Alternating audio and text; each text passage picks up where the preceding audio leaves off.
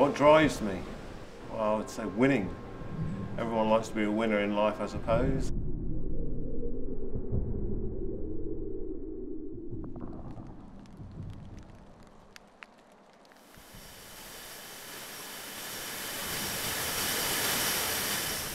It's all about the experience.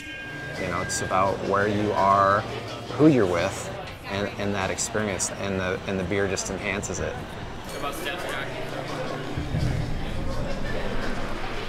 Steel, fire, fuel, earth, water, yeast. Man-made machines born of 100 years of technology and drive. Natural processes evolved over thousands of years of experimentation and desire. Two wildly different companies with different cultures, one blending science with art, the other art with science, both founded in passion, both seeking to win against incredible odds, both creating amazing experiences. But how do they create? How do they do what they do and beat the competition, whether on the racetrack or in the brew pub? This is what modern craftsmanship looks like.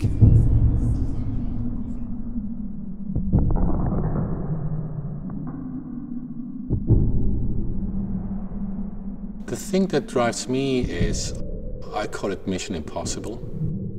You know, trying to invent solutions.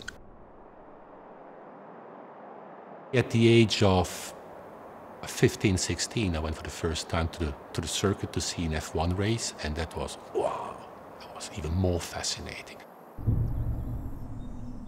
Formula One, when you wake up in the morning, you're not always sure what's going to happen the same day. It's not a typical 9-to-5 job. There are always surprises, especially at this time of the year where we have the car build. I think I was almost born with it. I've always been into cars. I always wanted to go racing. My dad did a little bit of racing, and you know, being able to work in it and being involved in the design is what I've always wanted to do. I think what drives me is really the engineering challenge. You're doing it with a great team of really, really good people that are at the top of their, you know, the top of engineering really, and being able to work with those kinds of guys with the challenges we've got is really stimulating. It does make you want to come in every day and tackle the new problems.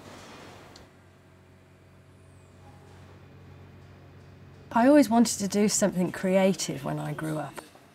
I always said that I didn't want to be sitting behind a desk. I wanted to be out and about doing interesting and different things. It's a really good environment because even with the hours and lack of sleep, there's always somebody laughing, there's always something happening.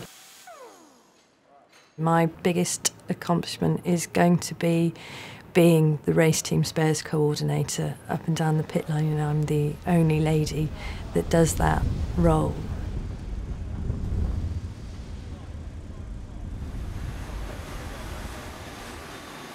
You'd like to think that within Formula One there's nothing you can't achieve, whether it's technical or any other aspect of it. Obviously you're always trying to push the boundaries, so you've got to have that passion and, you know, endeavour to can do.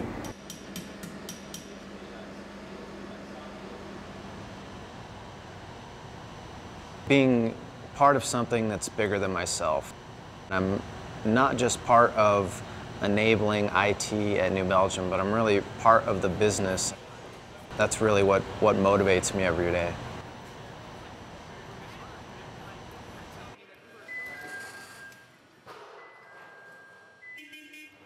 We're the first and last to touch most things, and the hard work that you know, the men and women put up out here is absolutely a huge part of the business. When we're employee-owned, we mean it. You know, everybody shares responsibility. It's a non-stop process, and it's really quick, fast-paced, and I really enjoy it. So I like working with my hands, so I like getting dirty. The thing I like most about New Belgium is the culture and the people.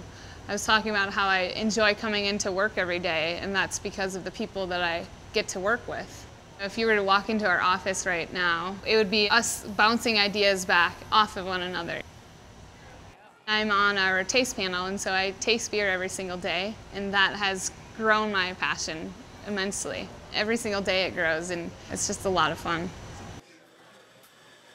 Well, it definitely fills me with a sense of pride to tell people where I work. With this company, you know, every day is it's an adventure. You know, we got a lot of growing pains. It's not Camelot, but it's better than working anywhere else. And if you don't love your job, you should probably find something that will make you happy, because life's too short to do something you don't want to do.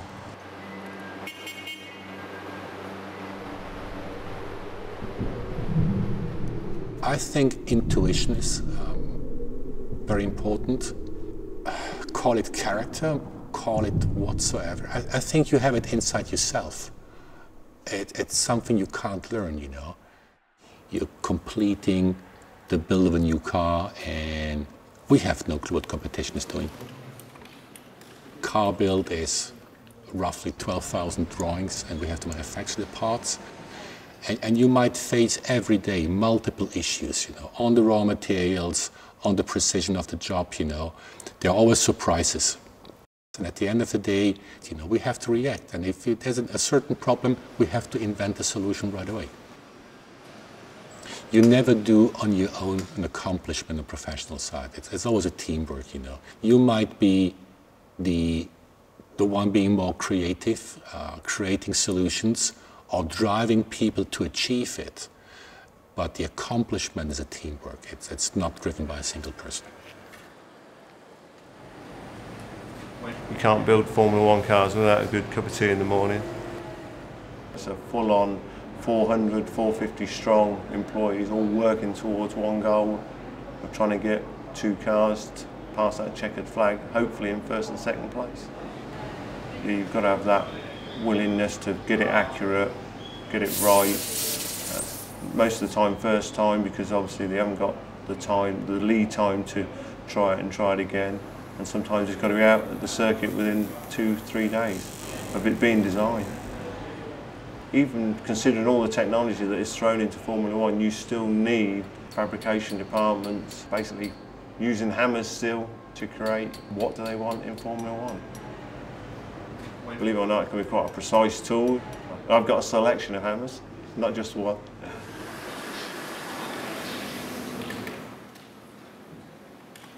As an aerodynamicist, we're very responsible for the performance of the car, so the shape of the car as you generally see it.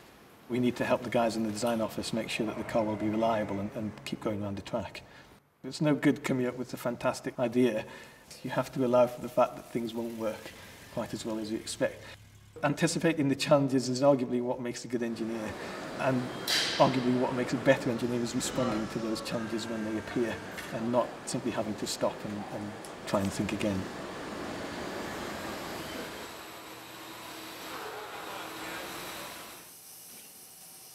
Brewing is such a creative outlet for me. There's so many new flavors and new interesting hops out there that it's a real artist palette to play with right now. I still find it really interesting and new every day. It's one of those things that you can never learn enough of, and I really enjoy that aspect. I've done a lot of different things in the world of brewing. I help increase efficiencies in the brewing process, decrease water use and beer loss and that kind of thing. And I get to make some new recipes once in a while, which is a lot of fun.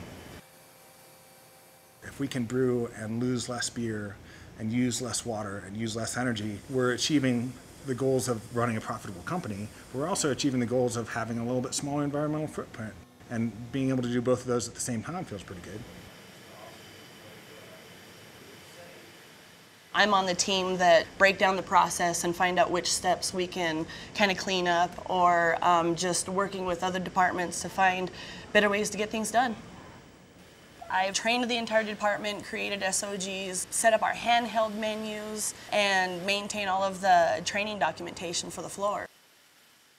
We take great measures to make sure that the package looks the way that it's supposed to, that the beer tastes the way that it's supposed to, that the label looks like it's supposed to, and that it engages you and you want to drink it. But I just love everything about it. in New Belgium, we try to be very environmental.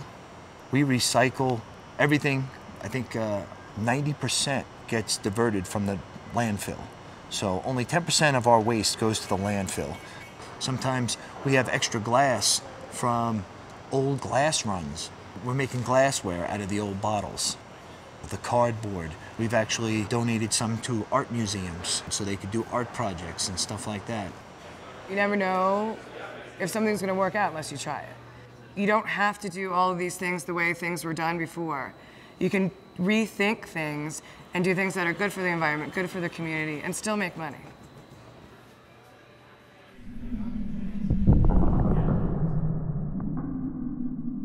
The role that software plays at Lotus for me is a very big role. It's in a lot of different departments. It's very heavily involved in our planning.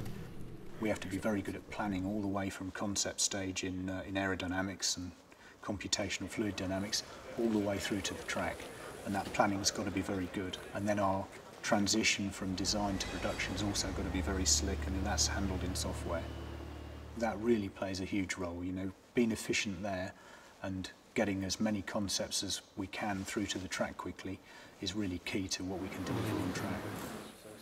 We can plan better, we can make better use of our resources, and we can track where we are in that cycle much better. And again, that's helping us getting more parts to the track quickly and improving our performance. One of the best things about working in Formula One is the sheer rapid timescales in which it all works. And I think the fastest I've had is I had a fix to a problem on my computer screen on a Friday morning, and 24 hours later, my shape was on the car at the track. But getting that immediate feedback is kind of what engineers thrive upon. We rely upon technology, whether it be computing technology, software technology. That's what we use. If you look back 15, 20 years, computers weren't used very much at all in Formula One. People used wind tunnels instead. And now you've got this amazing ability to model the whole airflow through and over the car before it even comes off a computer screen.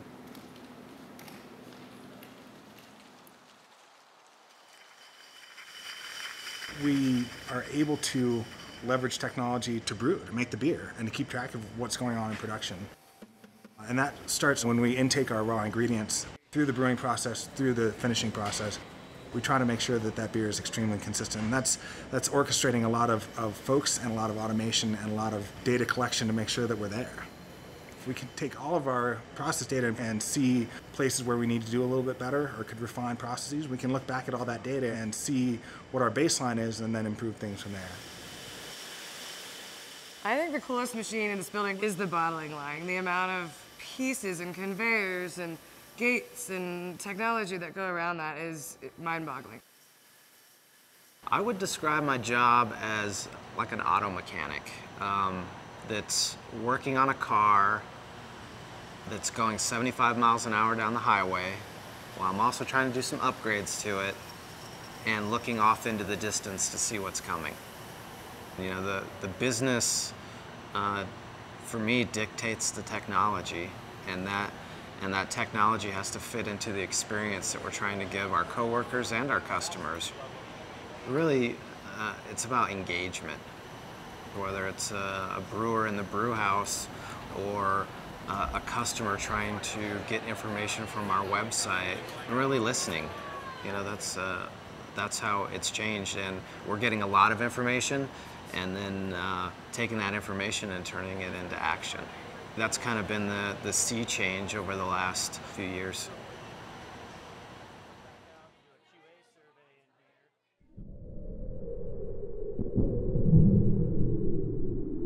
When the car leaves the garage, that's, yeah, the sense of achievement makes the job worthwhile. If you just rest on your laurels, you don't get any further. So kind of as soon as you've had that success, you're looking at what to do next to make it even better. We've already proved we can fight at the top level. If we can be efficient and develop faster than the other teams, then you know we're going to be better at the end of the year and take the reward for it.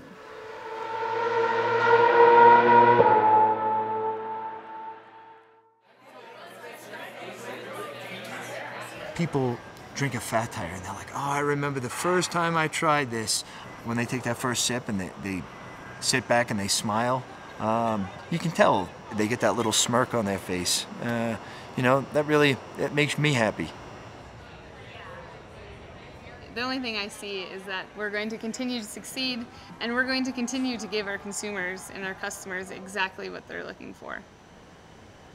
Oh, five years from now, I'm excited with Asheville coming up and us hopefully getting out in all 50 states. I'm excited to just get out there and tell our story even more.